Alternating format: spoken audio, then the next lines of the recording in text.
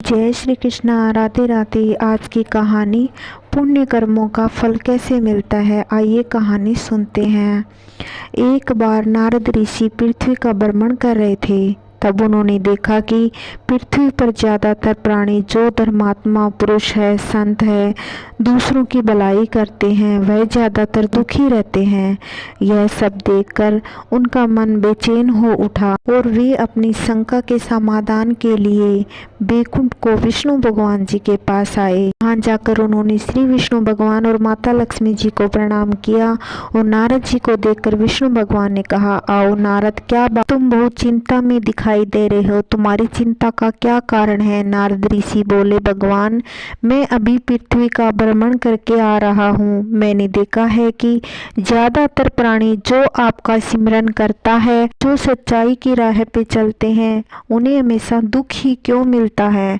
इस पर विष्णु भगवान जी मुस्कुराए और नारद ऋषि से कहा कि चलो नारद, आज मैं भी तुम्हारे साथ पृथ्वी का भ्रमण करता हूँ। तब विष्णु भगवान और नारद जी ब्राह्मणों का रूप बनाया और पृथ्वी पर आ गए। विष्णु भगवान बोले कि नारद, मुझे तो बहुत भूख लगी है, चलो कहीं चलकर भोजन करते हैं। तब वो एक गांव में गए। वहां पर एक सेठ जी का घर था। सेठ जी बहुत ही धनवान थे। विष्णु भगवान और नारद जी सेठ जी के घर के द्वार पर आ पहुंचकर भोजन के लिए भिक्षा मांगने लगे। सेठ जी बाहर आए। उन्होंने देखा कि उनके द्वार पर दो ब्राह्मण लोग खड़े हैं। सेठ जी को आता देख नारद जी बोले कि हे सेठ जी, हमने 2 दिन से कुछ नहीं खाया, बहुत जोर से भूख लग रही है, कृपा करके हमें भोजन करा दें। सेठ जी ने गुस्से में आकर कहा कि यहाँ पर तुम जैसे लोगों के लिए कोई भोजन नहीं, पता नहीं कहाँ कहाँ से चले आते हैं, जैसे कि यहाँ पर कोई खजाना रखा हो। सेठ जी ने उन दोनों ब्राह्मणों को वहाँ से निकाल दिया।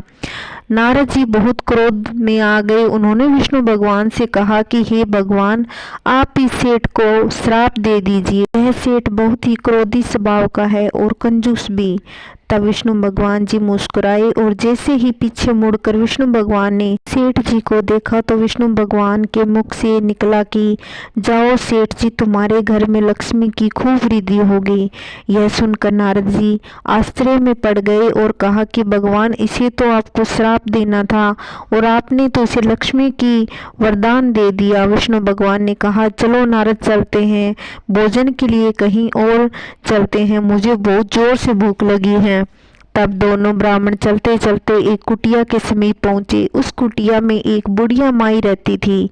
तब उन दोनों ब्राह्मणों ने कुटिया के बाहर आकर भोजन के लिए भिक्षा मांगी। बुढ़िया माई बोली कि मेरे पास खाने के लिए कुछ नहीं है, परंतु मेरे पास एक बूढ़ी गाय है, यह थोड़ा सा जो भी दूध देती है उसे मैं आप लोगों को पिला दूंगी, आप कृपा करके पधारिए। बुढ़िया ने दोनों ब्राह्मणों को बैठने के लिए आसन दे दिया। तो बुढ़िया माँ गाय का दूध निकाल कर लाई और थोड़ा थोड़ा दूध विष्णु भगवान जी को और थोड़ा नारद जी को दे दिया। दोनों ने दूध पीकर अपनी भूख को शांत किया। तब दोनों ब्राह्मण वहां से चल दिए। नारद जी बहुत खुश हो रहे थे। उन्होंने विष्णु भगवान से कहा कि हे भगवान, यह बुढ़िया माँ तो बहुत ही अच्छी है, इन्होंने अपने घर में भोजन न होते हुए भी गाय का दूध पिलाया, आप कृपा करके इसे कोई वरदान दे दीजिए। तब विष्णु भगवान जी ने जैसे ही पीछे मुड़कर बुढ़िया माँ की ओर देखा तो विष्णु भगवान के मुख से निकला कि जाओ माँ, तुम्हारी यह गाय मर जाए। विष्णु जी के मुख से यह वचन सुनते ही नारद जी आश्चर्य में पड़ गए और बोले कि हे भगवान, जहाँ आपको श्राप देना था वहाँ तो आपने वरदान दे दिया और जहाँ आपको वरदान देना था वहाँ आपने श्राप दे दिया।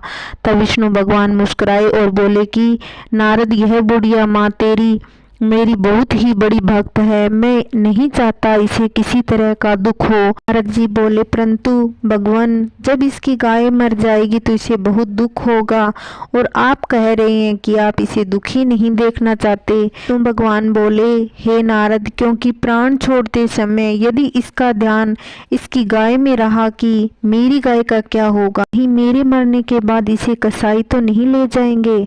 अगर यह इन सब बातों को सोचती हुई मृत्यु को प्राप्त हुई तो इस बुढ़िया माँ को अगले जन्म में गाय का ही शरीर मिलेगा। इसलिए मैं नहीं चाहता कि बुढ़िया माँ के साथ ऐसा हो। इसलिए बुढ़िया माँ की मृत्यु से पहले मैंने इसकी गाय को मरने के लिए कह दिया। मैं चाहता हूँ कि यह बुढ़िया माँ मृत्यु के बाद मेरे परम धाम को आए और इस बुढ़िया को मोक्ष की प्राप्ति हो। वही जो वह कंजूस सेठ था, उसे मैंने लक्ष्मी वृद्धि का आशीर्वाद इसलिए दिया ताकि वह लक्ष्मी धन संपदा के बढ़ने का और लालच हो जाए, और जिस तरह एक सांप अपने धन की रखवाली करता है, उसी प्रकार जब यह सेठ मृत्यु को प्राप्त होगा तो वह भी उस धन के बारे में सोचेगा। मेरे मरने के बाद इस धन दौलत का क्या होगा, मेरे परिवार इस धन दौलत को कैसे संभालेंगे। तो मरते समय जब वह इस तरह के विचार अपने मन में लगाएगा तो उसे अगले जन्म में नाग योनि प्राप्त होगी।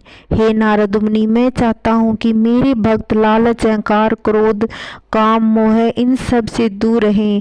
बहुत से धर्मात्मा सेठ ऐसे भी हैं जिनके पास खूब धन दौलत है, लेकिन उनमें जरा सा भी अहंकार नहीं और दूसरों की मदद करने के लिए हमेशा तैयार रहते हैं। अपनी धन संपदा को गरीबों में, लाचारों में, व्यक्तियों में बांटते हैं और भूखे को भोजन कराते हैं। वह भी मुझे बहुत अति प्रिय हैं।